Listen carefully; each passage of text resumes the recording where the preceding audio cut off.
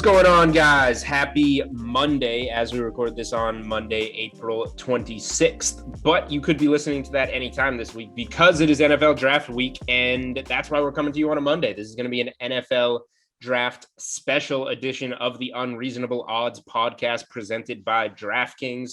And for the occasion, we brought Anthony Amico of Football Guys on. Amico, obviously, if you're DraftKings guys, you're familiar with Amico from the DraftKings landscape as well.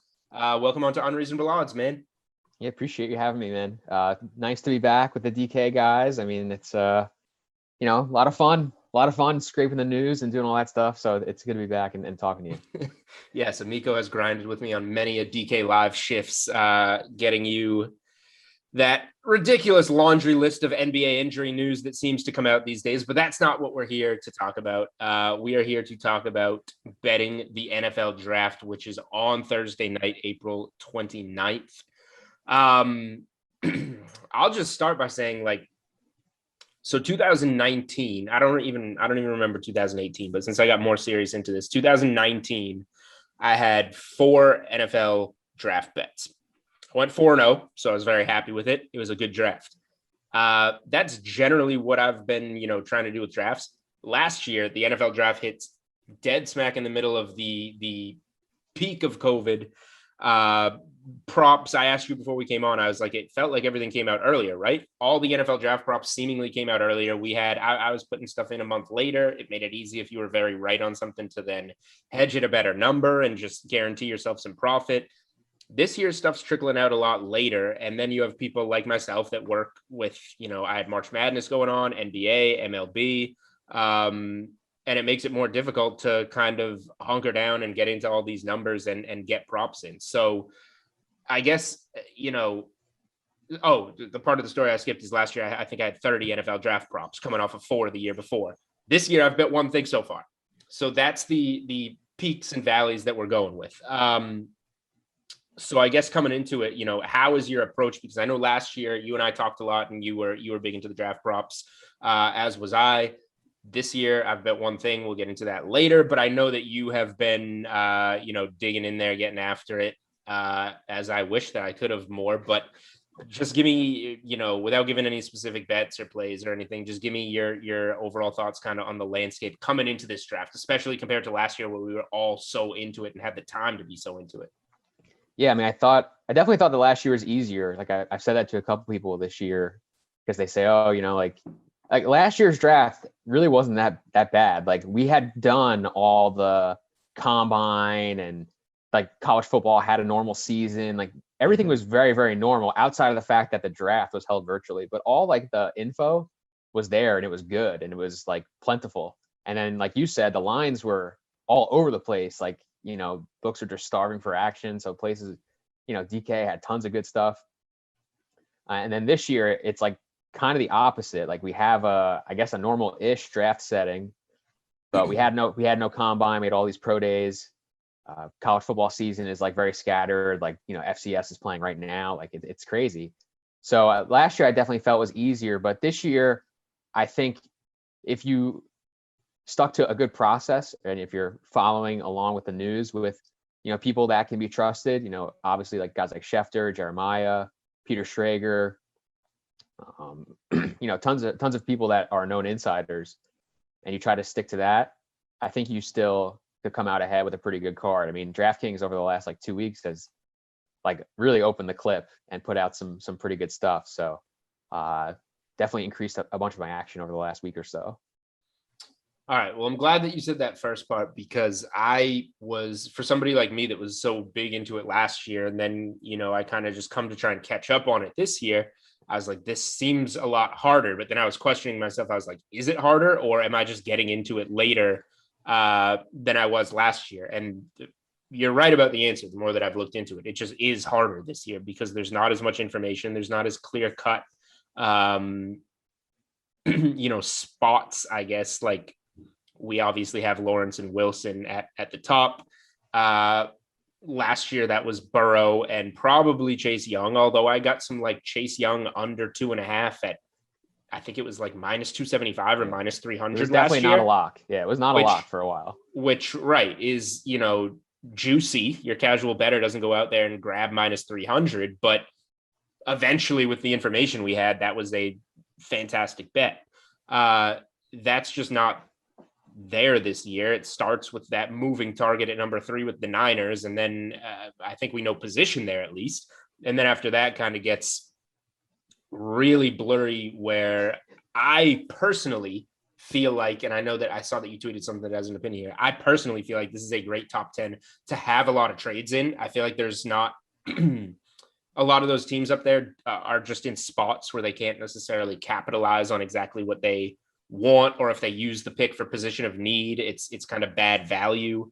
So I think a lot of these teams, 4, 5, 6, 7, 8, 9 could all be moving around. But I saw something you tweeted from Peter King saying that because that price that San Francisco paid to get down to 3 was such an overpayment that it now, sets the standard too high for other teams to be moving around in the top 10. So before we get into talking about these early picks, do you think that there's going to be, movement that kind of messes up some of our process that we're working with on that, like top 10, say? I still think that we're going to see a couple trades. I mean, like I completely understand the sentiment that Peter King was making, right? I mean, it's like the same thing that we do in like our fantasy leagues, right? Like if someone makes a trade at a certain value, like that kind of sets the bar. But I still think that like a couple of these GMs are just like, I guess for lack of a better term, like they're just way too smart to get bogged down by stuff like that. Like Chris Greer and Brad Holmes, like these guys understand draft value, and they know that, even if something that they got, an offer that they get or an offer that they accept is less than what the Niners got, like that doesn't mean that it's necessarily a bad trade. So I think that if you're Detroit and you have 6 draft picks and you're pretty much in the middle of a rebuild, like you're probably going to look to move back. Like if you're the Dolphins and Kyle Pitts and Jamar Chase aren't there, like you're probably going to look to move back. And maybe those trades don't end up happening, but I don't necessarily think that if they don't happen, it'll be because of like the Niners breaking the market. I think it might just be because they either someone that is there that they like, or, ultimately they decide to just make the pick. But I think that, like more of your like classic general manager, like old school, would probably be bogged in on that. But we have all these like new guys, we have Greer, we have Holmes, Patton for the Broncos is brand new. So, I mean, there's a lot, I think, that kind of remains to be seen on how these guys are going to handle value. I could see 5 teams in the top 10 with like legit motive to move around and move back. So I'm still kind of sticking to the idea that we're going to see some trades up here, but let's start where the draft really starts at number 3. And it's kind of just the hot topic of this whole draft. I personally, so like I did today's my draft day. Like after I'm here on Unreasonable Odds doing draft, I'm going to the Game Within the Game podcast, another DraftKings podcast, to do NFL draft talk. Before I came on here, I was on the Sweat doing my top 10 mock draft, which is I just butchered. I don't know if I'm going to get anything right after Lawrence and Wilson. It's impossible. But the draft starts at 3. I was ready to, over the weekend, put Justin Fields at 3. I'm not convinced that Fields isn't the second best quarterback in this draft. I would be interested in taking him over Zach Wilson. And then last night we get the report from Rappaport, who is, in my opinion, one of those trusted guys that you were mentioning, that it's down to Mac Jones and Trey Lance. So in my opinion, Mac Jones is somebody that really benefited from who he played behind in terms of the offensive line at Alabama, the ridiculous receivers that he played with at Alabama. I think that he's a little overhyped because of what he played with in college. Although he's still the favorite to be that number 3 pick. So in my personal mock draft, I put Trey Lance there at number 3 because I just used my brain a little bit. My brain tells me that if San Francisco is trying to keep Jimmy Garoppolo because they want something long, they're planning on having a long-term project there that they want to build up for a year. Trey Lance fits that mold. That's what would make sense. If you told me that they're going to trade Jimmy Garoppolo, then I would say, okay, then it's going to be the Mac Jones side of that report. What are your thoughts on number 3? And if you want to just get into your overall thoughts on the quarterbacks, like how you personally rank them, who you think's good for what kind of system, whatever. Yeah, I mean, I think that I think that there's a reason Mac Jones is the favorite. Like all the stuff that you're hearing now, and you mentioned the Rappaport report, but the big thing now is that it sounds like, Kyle Shanahan wants Mac Jones. He wants the accurate pocket passer that people believe have like all these intangibles and all that stuff. The Matt Ryan that he like had. The Matt Ryan, Kirk Cousins type. And that some of the other guys in the front office are really pushing for Trey Lance because he has obviously the really tantalizing upside. I mean, the guy's thrown like, I don't know, like 300 passes over the last like 4 years. You know what I mean? There's not a huge sample size on him, but there's great unknown. Yeah, there's a lot of people who believe that he can be obviously really great in the right spot. So I think that's the battle right now. I would imagine that if there's a battle between your head coach and like scout number 2 in your front office, that like Kyle Shanahan probably wins that. So I'm still leaning Mac Jones for now. I mean, Mac Jones is the guy that all the insiders have really been the heaviest on. I mean, Schefter had almost explicitly said it would be Mac Jones like a month ago. I know he's backtracked maybe a little bit from that, but until I start seeing some of these mocks from like Jeremiah and these guys with basically not Mac Jones, I'm gonna say it's gonna be Mac Jones. So that's kind of where I'm at. And I'm pretty much with you. Like I think the world of Justin Fields. I think he's really good, but it seems like the NFL disagrees. So as long as that's the case, like I'm gonna try to put my biases aside and just try to focus on getting things right.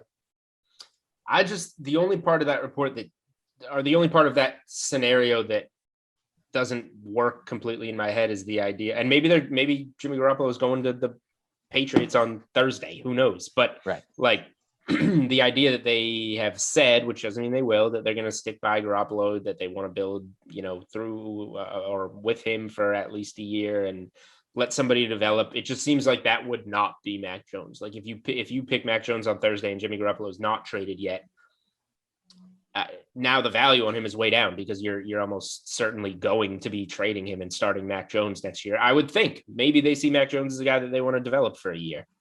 Yeah, I mean, I think the thing too is that like Jimmy Garoppolo, a big reason why they're moving on probably is that he hasn't been able to stay healthy.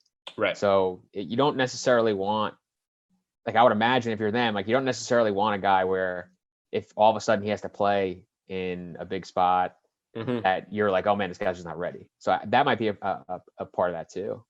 Yep, that's true. So going on Fields real quick, a guy that you said you're high on, that I'm high on. I don't necessarily know what else he has to show, like that Clemson game, taking that crack in the ribs and going out there and being the best player on the field, showed a lot. Like I thought that was going to be one of those moments where, okay, this guy's a top 5 pick. And then he does that and kind of locks himself in as like a top 3 pick. And then the Zach Wilson hype starts and he's going to be 2. And then maybe Fields will be 3. I know DK Sportsbook is going to get me like the line graph of like Mac Jones and Justin Fields going number 3 and like where the bets are over the last however month. So I'll have that out on Twitter this week. And it's basically just going to be lines going like this.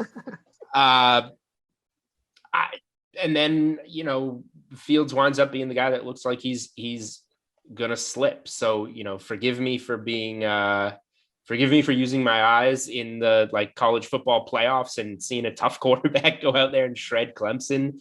I think that,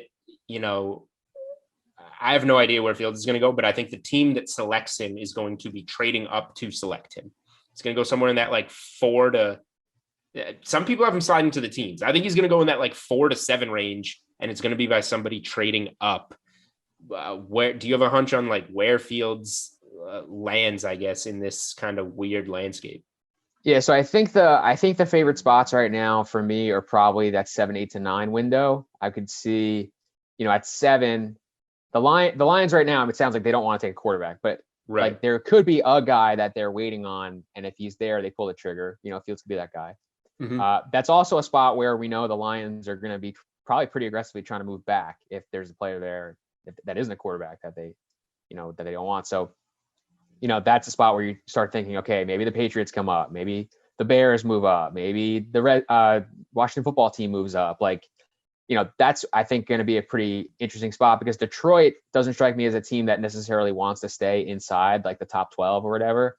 Like a team like Miami, like I kind of feel like they want to stay inside the top 10 because they want to be able to have a shot at like Jalen Waddle or some of the blue chip defensive players, I kind of feel like they want to stay inside the top 10. I don't really feel the same way about Detroit. So I can see them moving back. Carolina, and like half of this is in jest, but some of it may make some sense. Like Matt Rule recruited Justin Fields, like they made him an offer when he was at Baylor. Like Joe Brady when he was at Penn State. Like Justin Fields was committed there. He was going to go there, and then he decommitted like the year after Brady left. So like it's possible that that's their guy, and even after trading for Sam Darnold, they scoop up Fields. And then at 9, Denver, obviously. I think it's over there. It's like, if he slides to 9 and Denver hasn't even made a move to like move up from 9 to 7 or 9 to 6 or whatever. I think if he's there at 9, it's over at that point. I can't see him going past there. I would be pretty surprised. So his Fields draft over under, I think it opened at 3.5. It's mostly been at 4.5 with heavy juice to the under for a while. And now after all these reports, it's up again on DK Sportsbook at 6.5 with -112 each way. So it's looking like, does a team move up for him in that 4, 5, 6 spot, or does it wind up being that 7 to 9 range like you just talked about? That number's right there, kind of indicating that. Let's talk about a couple of guys. This is kind of an interesting number at this point. The guy's set with 5.5, and that would be Kyle Pitts, Jamar Chase. Pitts is +125 to the over 5.5, -159 to the under. Chase +115 to the over, -143 to the under. That the juice there is telling us that 4 and 5 are going to be Pitts and Chase, is the more likely outcome. Do you agree with that? If you don't, which guy falls past? Is it Pitts to the Falcons and Chase to the Bengals, or are there some moves in there? What do you think? Yeah, I think that's it. 4 or 5. Pitts to the Falcons, Chase to the Bengals. It sounds like Atlanta would maybe like to move back, but they're not really getting an offer that's making them really consider that. And everything that I've read, especially from guys like Albert Breer, has made it sound as though Atlanta is content with Matt Ryan. They believe that Matt Ryan can win games in the short term. And that Kyle Pitts would obviously really aid that.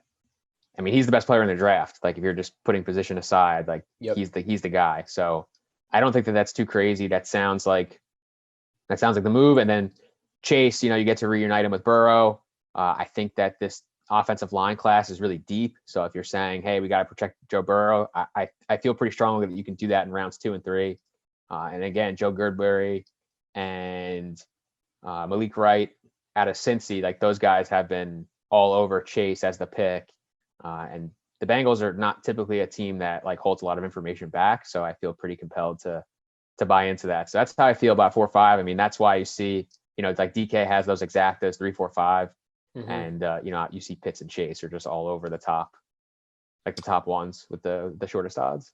Yeah. So here are my 2 questions, and you touched on one of them. It's just like, are we positive that it's not time to, whether it's a guy that sits for a year or not, look for a guy behind Matt Ryan? I think that it sounds like Matt Ryan's going to be the guy there and that we don't really have to worry about that. And the other one would be a trade, which for the most part, I agree with you. Trading out of 4 is going to be hard just because of this draft. Like, what exactly are you going to get?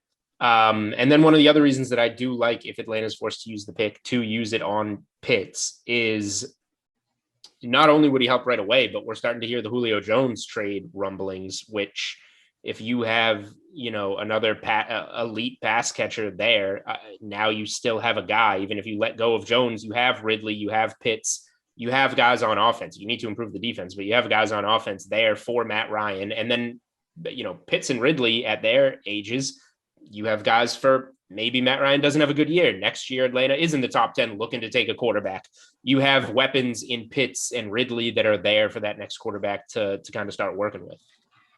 Yeah, and like my thing too is that people always say like, "Oh, well, next year's not a good quarterback class." Like, we don't know. We said that. We said that before 2018. We had 5 first-round quarterbacks. You know what I mean? Like and the guys that we thought were going to be good weren't the ones that ended up being good for the most part. So like, some of that stuff doesn't really make sense to me. Like, if you think you can get 3 good years out of Matt Ryan or 2 good years out of Matt Ryan, like you're kind of giving up a ton of equity in that quarterback pick or in that draft pick in total, like if at 4 you take, let's say, Trey Lance.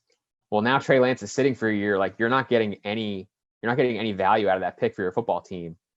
So I think that I kind of like applaud the Falcons for being like, if we're not going to play this guy, like let's just get Kyle Pitts in here and make a move, you know? Well, let's not applaud him yet because this has not happened yet. But if it happens the way that we think it will happen. And then Chase at 5 is one that I also kind of want to touch on. Like his draft his number is a little risky. Like, because if you bet under 5.5, he's not going 1, 2, 3, or 4. So you're betting him to go 5. Now, my heart agrees. Like Joe Burrow, let's get him his college teammate that he was so ridiculously good with. We need Boyd is great, Higgins is great, but let's get him that bona fide number 1 stud. And we have our quarterback, we have our receiver. They like each other, they have chemistry together. Like that just makes too much sense. And Burrow's going to be pushing for that. And then my head says, we just have this number 1 pick that absolutely shredded his knee up last season. We don't have a good offensive line. Protecting Burrow is more important. Let's go with, I would assume, Penny Sewell, who should be there at number 5, who will be there at number 5, and protect our investment. We can get another T. Higgins at the top of the second round like we did last year, or something along those lines, and we'll be fine. I know you really like Chase in this spot, but like, just to play devil's advocate, like, are we sure we don't want to protect Burrow here? I think we protect him on day 2. Like the big thing to me is that like the receiver class is deep, but it's not deep with alphas. Like it's not deep with guys that are going to play on the outside. Like if you wait till day 2, outside of Terrace Marshall, if he makes it to day 2, like you're looking at all these guys who are slot players, like Elijah Moore, Rondell Moore, those kind of guys. Mm-hmm. And like, since he already has a slot guy, it's Tyler Boyd. So you want to replace Auden Tate. Like you don't want to replace Tyler Boyd. And you do that with Jamar Chase. So that's kind of how I feel. Like order of operations wise, it makes sense to go receiver first. But obviously, if they took Sewell, I wouldn't be like, oh, you guys are idiots. Like protect the money. Like that's fine. I just don't think that's what will happen. All right, fair enough. I mean, really quick. I mean, we don't have to talk about these ones as much, but just in the same range. Like the news from Rappaport kind of dropped Trey Lance down from 6.5 to 5.5, but the over 5.5 is juiced at -159. He's kind of you have Mac Jones going 3. You have Fields going somewhere in the top 9. This is kind of the leftover guy from the information you've given me so far. Where do you think Trey Lance winds up here? If it's not, say that it is Mac Jones at 3. Yeah, so that's actually pretty tough, right? Because if he doesn't go 3, it's kind of unclear if teams like him or Fields more. I guess it sounds if like he doesn't really quick. If he doesn't go 3, like the way that you bet this is you just bet him to be the number 3 pick, and then you bet the over 5.5 because he's not going 5. Right. Well, but he could go 4. 4. Okay, sorry. I'm leaving 4. I'm leaving 4 open. I'm leaving a trade, presumably, because we said that we feel the Falcons are good with Ryan. So we're leaving a trade to number 4 open. Right. So that's the only thing. I mean, I don't think that it's the most likely scenario, but it is a scenario. And then, but if he makes it out of the top 5, yeah, like again, it's kind of like pick your poison. Like I don't really know who these teams like more. Like I don't know if a team trading up prefers Lance to Fields. I mean, I don't know if like maybe a team like Denver prefers Lance to Fields. Like I have no idea. So I think that it's really murky. I don't know if this head-to-head. Let me see if this head-to-head is posted. The player drafted first. They don't have that. But I would be curious to see if they would post a line like Fields versus Lance. Who would be the favorite there? Because I'd probably just take whoever the dog is. So I said I made one draft bet. I lied a little bit. When we got the report last night, I did take some Trey Lance at like plus 175, I think, in a Fields head-to-head. Now, I did that for the same reason that you said. If Fields is going to slide, if Fields isn't going to be 3 and he's out of that mix, now I at least have Fields in the discussion at number 3. If it's not Mac Jones, that's still an outcome. But if it's not there, then it's just kind of a coin flip, and you have the plus odds on that. Right. Sorry, I might have cut you off. Were you still going there? No, I'm good. I All mean, right. there's not really a lot to say. Like, I think we just don't know. Like, I think that's That's the quarterbacks past 3. Like, there's just so much unknown because, I mean, let's say Trey Lance goes 3. Like, I don't even know where the heck Mac Jones ends up. Like, I don't know where the next team is that really likes him in the draft. So I know it's gonna be that's what I'm crazy. saying. This year's hard. Let's talk receivers really quick. When I said I had one draft bet, the one that I really made was a while back. I did get in on one thing early. I took a matchup of Jalen Waddle plus 110 to go before Devonta Smith, which is now coming in my favor. I'm on the sharp side of the one thing that I actually really invested in this draft. I'm hoping to get in on more stuff as the week goes along, but that's where I'm at. I just keep hearing that Waddle profiles as the better NFL receiver, that he's got some Tyreek Hill in him almost. People are surprised at Devonta Smith's size, even though we know his size, we've known his size or his weight or whatever. I just think he's going to be the more explosive player. I think that there's realistic shots for him, probably not at 6, but 7, 8, not 9 because of Denver, but I guess that 7 to 11 range for Waddle makes a lot of sense to me. Where are you at in the receiver market? I assume you're on Chase under 5.5 or to be the 5th pick, exactly, or something there. And then anything else receiver wise for you? Yeah, I mean, I have a bunch of stuff on Chase to the Bengals. So, well, technically, Okay. I guess I bet it as Bengals take a wide receiver first because Okay. DK dropped that at like plus odds originally. So I hit that. But the rest of the receivers, like, I think Waddle, his ceiling right now sounds like 6 to Miami. A bunch of people in the know are saying that, like, they'd love if Kyle Pitts made it there. They'd love to be able to trade back, but they'd also be okay with taking Waddle at 6. And then I'd say his floor is probably 12 to the Eagles. I don't know if he'd make it past Philly. Whereas Smith, like, I don't think he goes before. I mean, I guess in theory, if the Dolphins move back and stayed in the top 10, they could maybe be a candidate for Smith. But I really don't think sounds like he goes outside of the top 10, right? Yeah, I think the earliest he goes is 11 to the Giants. Yeah. Just the size thing, man. I mean, I know, and it sounds crazy to us because we've seen him like just kill it on Saturdays, but like, the weight is a real big deal for a lot of teams. Like Marquise Brown is like the closest I'd say in weight to him that we've had the last few years, and he went in the 20s. And hasn't worked quite as well. Right, hasn't worked quite as well. He hasn't been healthy, which is always the knock on the smaller guys. So right. I think that there's some front offices that are probably just going to cross them off. Like that's what you hear. So yeah, I could see 11 to the Giants. I could see 15 to the Pats if they don't move. But I think somewhere in there, maybe he doesn't make it past the Cardinals at 16. I don't know if he'd get past there, but I think outside the top 10 is a good bet right now. Yeah. Anything else on the rest of this receiver market? You got guys like Bateman set at 27.5.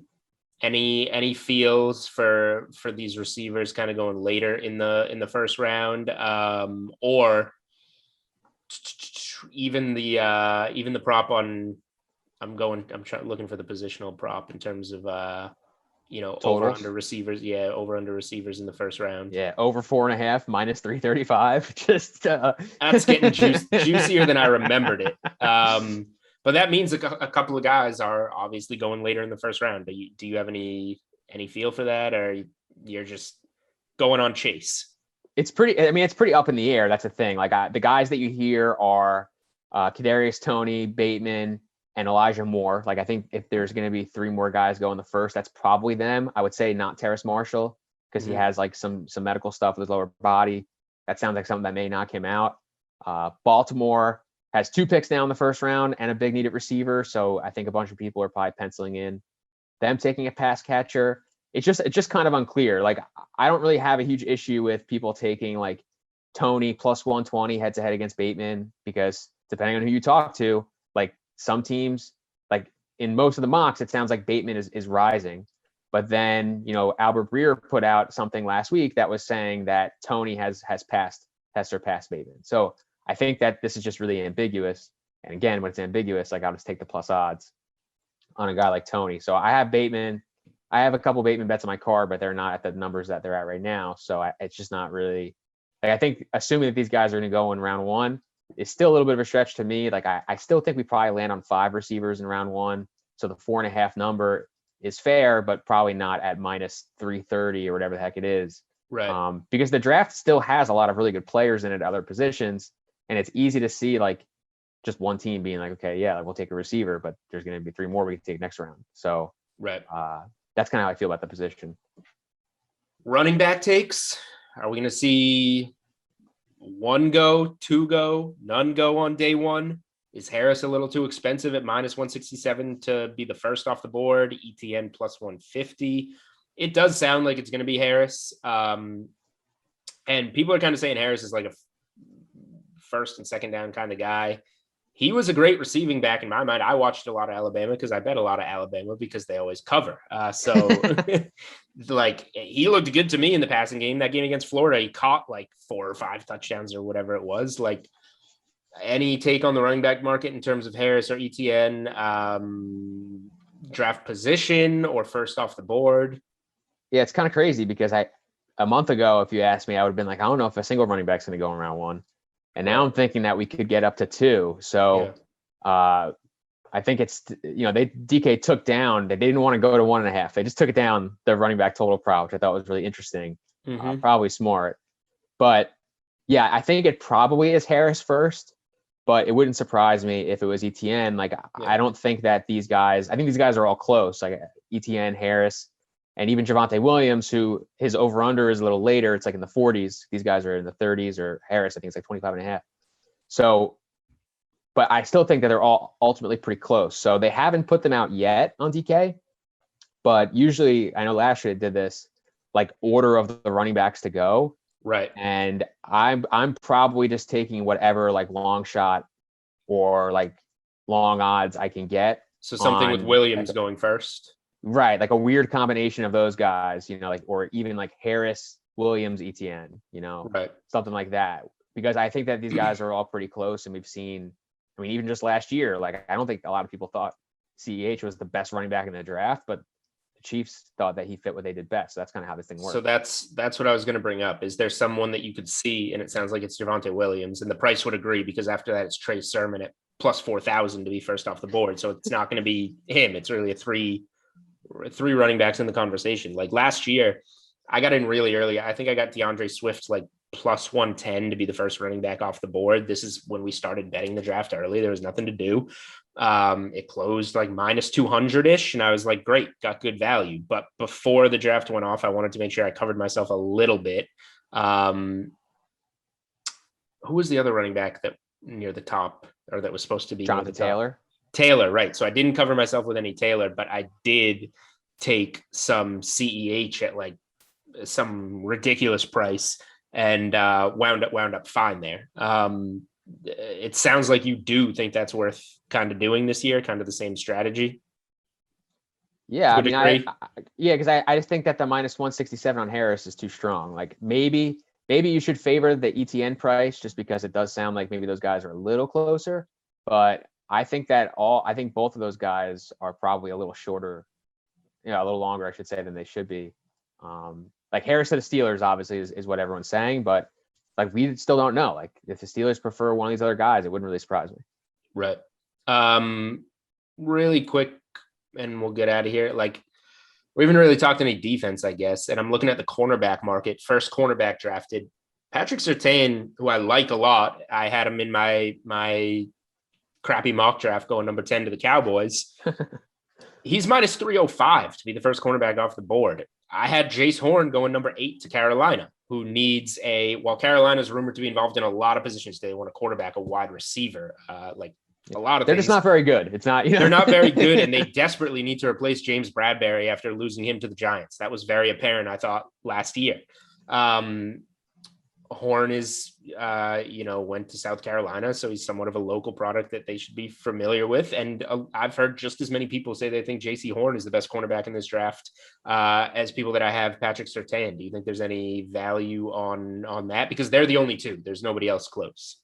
Yeah, I mean, I like Horn. I got my positions on here early, obviously, so I have good numbers on both of those guys. But if you're gonna go after Horn, like my recommendation is that you just do it as first defensive player because you can get that at plus 350, and it does sound like a corner is going to be the first defensive player in this draft, particularly at Dallas at 10. But it could be earlier, like you said, Carolina at 8.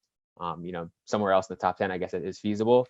But yeah, I mean, Horn versus Surtain really sounds like a coin flip, even though it's being listed in the odds as not being that at all. So yeah, I definitely like some Horn. All right. And I like the way that you flipped that, because I think it really only turns into a 3-man conversation. It's probably one of the 2 corners at the top there. And the cutoff, like, it's not going to be Phillips, any of those guys below. Micah Parsons, a lot of people will argue, is the best defensive player in this draft. He's at plus 400. The issue is cornerback is a lot more valuable than a linebacker in the NFL right now. So do you think that there's anything to that, or it's just going to be Surtain or Horn that goes off the board first? Yes. I mean, people keep saying, watch out for Parsons at 9 to Denver. And that's kind of a weird one given the pass rush that they already have in place, right? Yeah. Like, I guess they're worried about life after Von Miller. Supposedly fits really well with what Fangio wants to do. So I don't want to necessarily brush that off, but I haven't really bet it just because, I mean, Parsons opened as the favorite on this, like to be the first defensive player, and his total, his over under opened at 10.5, and now it's like 12 or 13.5. So that's generally not a good sign. Right. So I'm assuming that he's probably not going to be it, just kind of following the tea leaves. And if he is, those odds are not, like, I don't think it's a 20% chance, which is what the odds reflect. So I would say that I prefer to stick with the corners. I think Parsons has a couple off-field things that teams have talked about that, may impact his draft position. Okay. Wrapping up, 2 kind of open-ended questions for you, because I'll admit I haven't even gotten here. Like, beyond day one, getting into, picks in the 30s, 40s, is there anything that kind of jumps out to you, anywhere that you think there's an edge, anything to after day one wraps up, even though we haven't seen it, if this happens, this is something you want to watch out for your day 2 betting, any kind of, tips or strategy through the draft, beyond we basically just covered the top like 15 picks. So there's so much more out there. Is there anything that jumps out to you? Because I know you've been combing through all this. Yeah. So in terms of stuff that's not out there, like usually after day 1, they'll post like basically who's going to be the first pick of the second round. Right. And Jacksonville's sitting there. So if Jacksonville hasn't taken a running back, I like them to take a running back, maybe with that pick. That could be ETN feels like a good fit there. You just got Trevor Lawrence. Exactly. So I think, keep your eyes kind of peeled for something like that. Otherwise, like I know my buddy Elliot Christ has really been harping on these quarterback overs, like Kyle Trask over 80.5. Davis Mills. So he thinks that they're going to slide.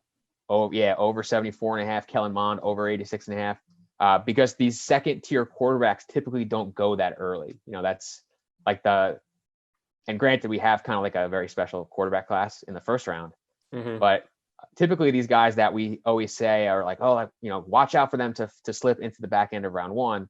They actually tend to not go until like the 3rd round or later. So overs on those guys, I think, is always in play. But someone who may be like legitimately in play to go a little higher, maybe someone like an Eric Stokes, he's at 45.5. So I would follow kind of the news on him just because it sounds like he's rising a little bit in the corner market. And there's a lot of teams in the top half of that second round that could definitely use a corner. So he's someone I'm kind of keeping my eye on. It's not someone I'm necessarily playing right now, but that's like the day 2 guy that I want to be paying attention to. Okay. Last question, I guess, if you were to say, and this, I know that, this isn't like a wake up on Sunday and give your best NFL bet for the day. This is a moving target, but let's do this right now on, what is it? It is 1:56 p.m. on the East Coast on Monday, April 26th, as we record this. What would you say your best bet for the NFL draft that's currently available is, your favorite bet? And I'll just say, I think, going off how this stuff is moving, and I don't have any action here yet, I think that Kyle Pitts under 5.5, you can lay the -159, or you can bet a -150 to be the first non-QB off the board. But I think then having the 4th and 5th picks open just in case for the extra like 9 cents, that's what I want, just in case a quarterback somehow goes 4 and Pitts goes 5. I think laying the -159 on Pitts to essentially be a top 5 pick makes the most sense. Like you said, he's the best player in this draft, the best football player. Yeah, I like that definitely, and I like Chase also. I mean, I feel really good about what the Bengals are doing. Like that's probably my most comfortable position is Cincy at 5. So I think they're taking Chase, and I think whatever the best way when you're listening to this, like whatever the best way to bet that is, whether it's his over under, whether it's Cincy to take a receiver, like whatever the best way to bet that is, that's my favorite bet. Where are the exactas not showing right now? This shows how much that like 3, 4, 5 is changing, or 1 through 5, 3, 4, 5, so, or 1 through 5. Yeah, so just 3, 4, 5. They have exact outcome under the 2021 draft tab. So okay, the top one there, Jones, Pitts, Chase is 2-1. I don't necessarily love that. It opened at 6-1, so I thought that was obviously way better. I think that's I'm on a different state. Yeah, that's already been bet pretty efficiently, at least here in New Jersey. Right. I was looking at a different state, so I got to get on New Jersey. But if there's some kind of outcome, like we know who 1 and 2 are, and if we want to bet on it being Pitts, Chase 4, 5, and we know it's one of 2 people at 3, then wouldn't we just bet Lawrence, Wilson, Jones, Pitts, Chase, and also bet Lawrence, Wilson, Lance, Pitts, Chase? Yeah, so you could definitely do that because they have, like I said, Jones, Pitts, Chase is 2-1. Lance, Pitts, Chase is plus 650. So you can bet on both of those, and if you believe Pitts and Chase are the guys at 4 and 5, which I think we both do, you can guarantee yourself a little bit of money there.